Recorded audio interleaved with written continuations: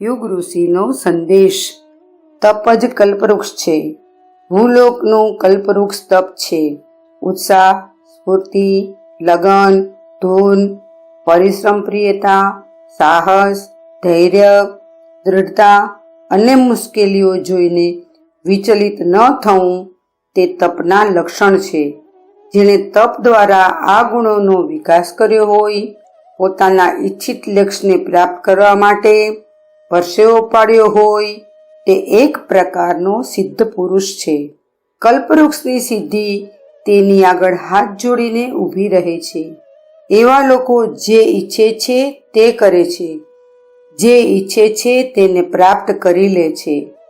નેતૃત્વ, લોકસેવા, ધન કમાવું, પ્રતિષ્ઠા, જ્ઞાન, ભોગ વગેરે સંપત્તિ મેળવવાની જેના મનમાં ઈચ્છા હોય તેણે સૌથી પહેલાં પોતાને તપસ્વી બનાવવો જોઈએ।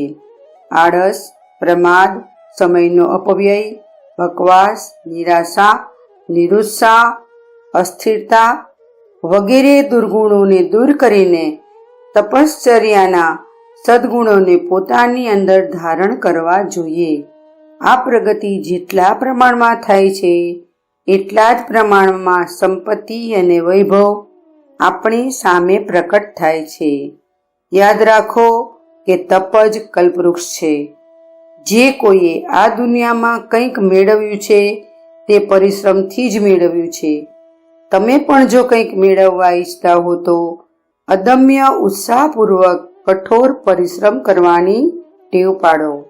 આ સાધનાના પરિણામે તમને કલ્પવૃક્ષ જેવી પ્રતિભા મળશે અને તેના દ્વારા તમે બધી ઈચ્છાઓ, આકાંક્ષાઓને સહેલાઈથી પૂરી કરી શકશો।